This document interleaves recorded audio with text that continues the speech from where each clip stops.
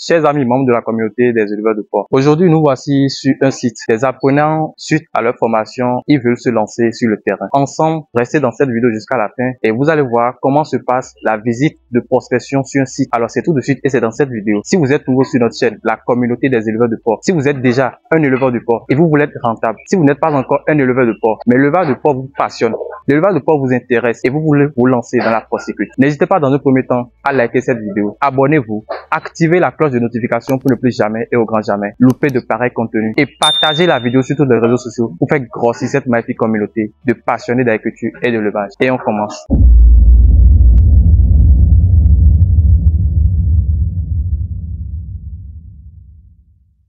Salut chers membres de la communauté des éleveurs de porc. Alors pour ceux qui ne me connaissent pas, je suis Frégis, le père des porcs. Je suis agronome de formation, un technicien supérieur, spécialiste en production et élevage de porc. Alors sur ma chaîne, je parle d'agriculture, je parle surtout d'élevage de porc. Parce qu'aujourd'hui dans le monde entier, plus de 115 millions de tonnes de viande sont consommées partout dans le monde entier. Et l'Afrique ne représente que moins de 5% de la production estimée. Vous voyez que vous qui suivez cette vidéo, vous devez forcément vous lancer dans la production de porc. Ma mission pour avoir créé cette chaîne, c'est pour aider beaucoup de personnes. Toute personne qui désire installer une ferme rentable d'élevage de porc.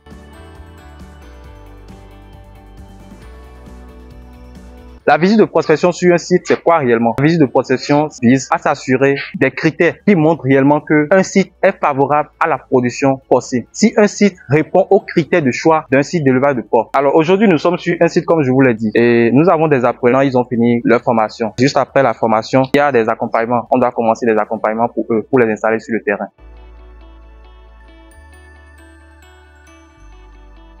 Moi, c'est Hector Odissi. Je suis entrepreneur, mais depuis un certain moment, j'ai commencé par sur le père des porcs et cela m'a beaucoup motivé à me lancer dans l'élevage des porcs, ce qui m'a amené à suivre cette formation. Moi, c'est Hector Odissi. Ok. Et après cette formation que j'ai suivie, d'abord, non seulement cette formation m'a plus éclairé et m'a aidé à redéfinir ce que je dois faire en tant qu'éleveur de porcs. Et ce que j'ai gagné au cours de cette formation, c'est plus que ce que j'attendais. Pour moi, c'est juste avoir les B.A.B.A. ou bien les bases et qui va me permettre de pouvoir lancer mon élevage de porc. Mais aujourd'hui, j'ai allé jusqu'à apprendre beaucoup de choses qui sont au-delà de ce que j'attendais. Et avec cette formation, nous pensons faire un grand travail et révolutionner grâce à l'accompagnement de nos formateurs ce secteur. Merci. Ok, moi, on m'appelle Cédou Edgar et je suis comptable, agent comptable dans une structure. Depuis mon enfance, moi, je suis passionné des animaux. Pratiquement, bon, depuis mon enfance, j'ai fait l'élevage des poussins. Donc, et ça me passionne aussi de faire pour l'élevage des porcs. Donc, je suis ce volet, j'ai suivi le frère Si dans la communauté et que ça m'a poussé à suivre la formation. Et on a suivi la formation, je trouve la formation très bon. C'est très bon, ça m'a beaucoup aidé. J'ai aussi grandi dans la connaissance en matière d'élevage des porcs. Donc, on a voulu, dans notre passion, on a voulu installer l'élevage pour que ça avance bien. Nous avons le soutien de notre formateur qui va nous faire le suivi jusqu'à un moment où nous-mêmes on sera grandis. Donc, je remercie beaucoup la communauté, je remercie beaucoup le formateur pour tout ce qu'il est en train de faire depuis la formation jusqu'à maintenant. Donc, merci beaucoup. Je me nomme Pan Thibault. Je faisais un peu les élevages locaux pour cela me permet aussi d'aller faire les formations. J'ai suivi la formation avec eux et j'ai vu que c'est très important de se lancer dans l'élevage des porcs. Cela fait que nous sommes ici aujourd'hui pour commencer les B.A.B.A. tels que quelqu'un et d'autres ont dit. Merci. Alors les amis, nous sommes réellement sur le site. Il faut essayer de filmer tout le site, quoi, tu comprends. D'abord, ce que je vais vous demander, quel est votre objectif de production? C'est-à-dire, votre objectif dans laquelle vous le lancez. Lorsque vous avez eu l'idée de lancer un élevage de porc. Et déjà là, quand on se lance en élevage de porc, on ne se lance pas brouillardement comme ça. On va avoir dans la tête un objectif de production. Et quand on parle des objectifs de production, il y en a trois. Déjà, vous pouvez vous positionner en tant que producteur de porcelets, c'est-à-dire éleveur naisseur. Vous avez des trucs. Peut-être vous pouvez commencer à l'étape porcelet. Vous prenez des porcelets. Et une fois que vous avez des porcelets, vous gardez ça jusqu'à l'âge mature, c'est-à-dire à l'âge de reproduction.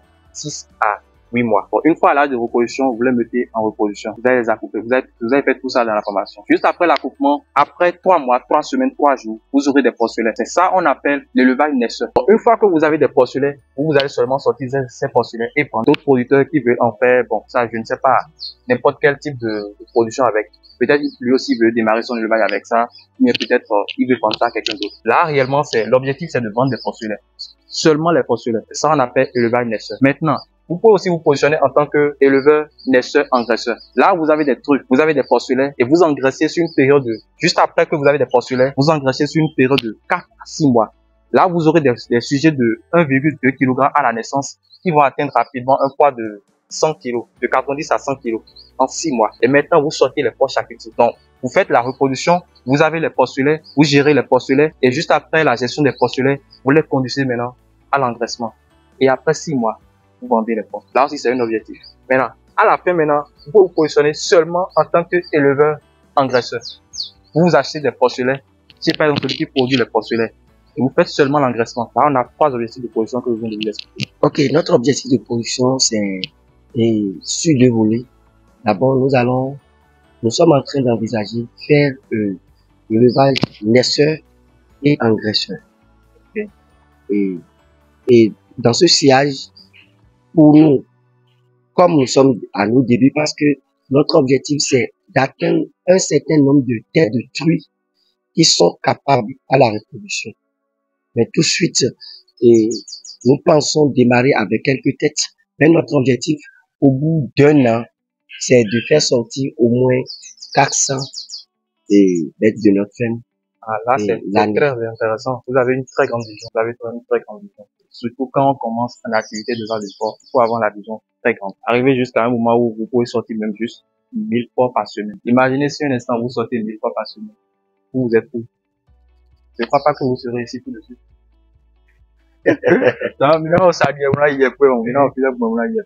Vous allez prendre partout où vous devenez un plus grand éleveur de porc. Et déjà, suite à des renseignements, suite à des recherches, vous savez que le plus grand agriculteur, sinon le plus riche agriculteur du monde entier, c'est un éleveur de porc. C'est un Chinois. Un éleveur de porc qui est devenu riche grâce à l'élevage de porc. Seulement le cas. Donc, vous avez dit que votre objectif de production, c'est naisseur engraisseur. Donc, vous aurez des porcelets. Je conseille surtout de prendre des porcelets. Là, vous aurez le temps. Tout ce que vous avez appris dans la formation, vous accompagner par rapport à ça. Le traitement des animaux, l'alimentation, le bâtiment, comment on doit installer le bâtiment, la gestion de la gestation, la gestion de la mise bas, la gestion de l'allaitement. Tout ça, vous aurez vos components. Donc, actuellement, nous sommes sur le site. Vous voyez déjà qu'il y a de lait.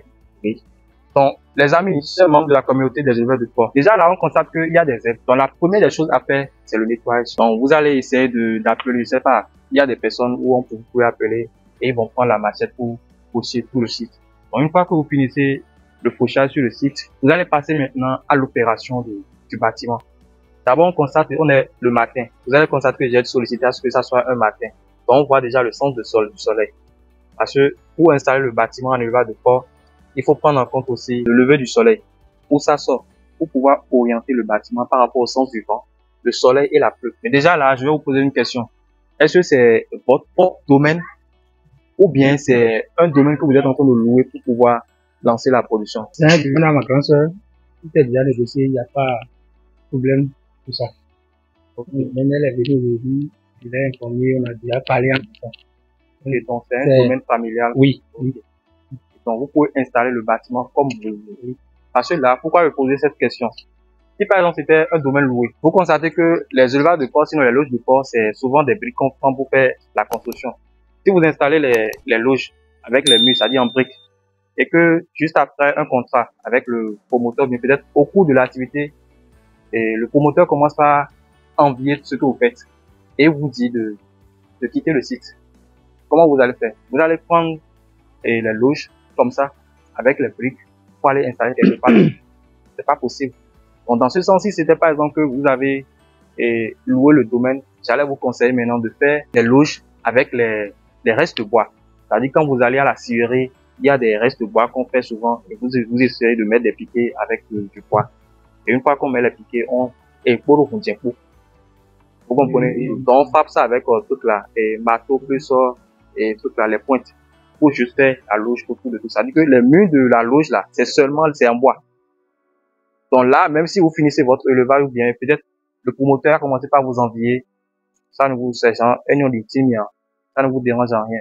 Il suffit juste que vous prenez vos sujets, puis vous déménagez sur un outil. C'est vrai, vous avez fait un investissement au niveau du bois, mais là, c'est plus mieux. Le porc, c'est un animal, genre, qui n'aime pas le soleil. Donc, il ne supporte pas la chaleur. Ce que j'entends le voir, l'installation du bâtiment, peut faire ça comme celui. Je vais vous envoyer un plan. Le plan que vous allez suivre pour pouvoir installer le bâtiment. Et vous avez prévu commencer avec combien de choses? Surtout, il faut aussi penser à la phase d'expérimentation. Pour la phase d'expérimentation, ça vous permet de savoir ce que vous allez faire réellement dans le vrai projet. Ça vous permet d'avoir un aperçu du vrai projet réellement. Pour avoir une idée de la quantité d'aliments que les sujets consomment. À chaque fois, si par exemple vous avez 2 sujets là, la quantité d'aliments que ils vont prendre en un temps donné. Si par exemple c'est sur 6 mois, vous allez savoir la quantité d'aliments qu'ils ont bouffé en 6 mois. Mais si par exemple vous prenez 10 sujets, peu importe, et par exemple votre capacité n'a pas pu tenir les 20 sujets, parce que le coût de l'alimentation, il faut voir par rapport à ça. Parce que le budget ici, au niveau en élevage, c'est 80 à 90% du budget total. Lorsque vous implantez une ferme porcine. Donc réellement, il faut surtout penser à ça. C'est à vous de voir par rapport à vos moyens. Est-ce que vous pouvez démarrer avec 10 porcs pour la phase d'expérimentation? Là, je peux vous conseiller, vous pouvez commencer avec 10 porcs. Comment? Vous avez des trucs, comme vous avez proposé de faire les seuls engraisseurs. Vous pouvez acheter 10 porcs. Une fois que vous achetez les 10 porcs, vous prenez 4 femelles dedans. Et tous les autres, ça sera des mâles. Vous comprenez? Donc là, on a 4 femelles et on a 6 mâles. Donc vous aurez un mâle pour 4 femelles. Vous allez les conduire à la reproduction. Vous comprenez? Maintenant, les 5 sujets qui restent, vous allez les engraisser. Et après 6 mois, vous allez pouvoir prendre ça pour trouver de l'argent maintenant. Là, c'est que vous avez un retour d'investissement en même temps, juste après 6 mois, pour pouvoir conduire le cheptel restant. Vous comprenez? Ça veut dire que vous allez prendre 10 sujets. Les 10 sujets que vous prenez là, il y aura seulement 4 femelles dedans. Vous pouvez décider de prendre aussi 3 femelles et un mâle. Mais l'objectif, c'est d'avoir au moins peut-être 2 femelles ou bien ça dépend de votre objectif et aussi de vos moyens. Chers amis, donc ici, une fois sur le site, on constate que le site est propice pour la production porcine. D'abord, c'est un site qui est accessible. Donc, on peut venir ici en toute saison, que ce soit en saison pluvieuse comme en saison sèche. Et c'est un site qui est loin de la ville. C'est vrai, c'est un peu à proximité d'une ville. Du fait que c'est à proximité d'une ville, ça peut faciliter l'écoulement des produits. Ça sera facile pour nous de vendre les porcs à la fin de la production. Donc là, c'est un avantage pour nous parce que c'est proche de la ville. Donc, mis à part ça, on va penser à une source d'eau. Est-ce qu'il y a de l'eau sur le site? Oui. Il y a un puits. Ok, donc le puits est là-bas. Donc, on a de l'eau sur le site. Il y a de l'eau sur le site. Donc, on a tout ce qu'il faut pour lancer notre ferme d'élevage de porc. Le site n'est pas hydromorphe. C'est pas inondable. C'est un bon site pour l'élevage de porc. On peut lancer notre activité d'élevage de porc. Alors, les amis, la visite de prospection vous a permis de savoir comment vous pouvez implanter votre ferme d'élevage de porc. Donc, juste avec l'aide, vous planifiez ça avec l'aide d'un spécialiste en élevage de porc. Et une fois sur le site, il va vous aider à implanter votre ferme d'élevage de porc. Juste après la visite de prospection, il va vous laisser un plan de porcherie que vous allez mettre en place pour démarrer votre activité de production de porc. Donc, surtout, en fonction de vos objectifs de production et en fonction de vos moyens. Alors, les amis, nous voici à la fin de cette vidéo. J'espère que dans cette vidéo, vous avez appris beaucoup de choses. Alors, si vous avez appris beaucoup de choses dans cette vidéo, n'hésitez pas dans un premier temps à liker la vidéo parce que c'est ça qui nous encourage. Abonnez-vous, activez la cloche de notification pour ne plus jamais et au grand jamais louper de pareils contenus et partagez la vidéo sur tous les réseaux sociaux pour faire grossir cette magnifique communauté de passionnés d'agriculture et de l'élevage. Et n'oubliez pas, qui a une truc aujourd'hui est sur le chemin de la richesse. Et on se retrouve pour une prochaine vidéo.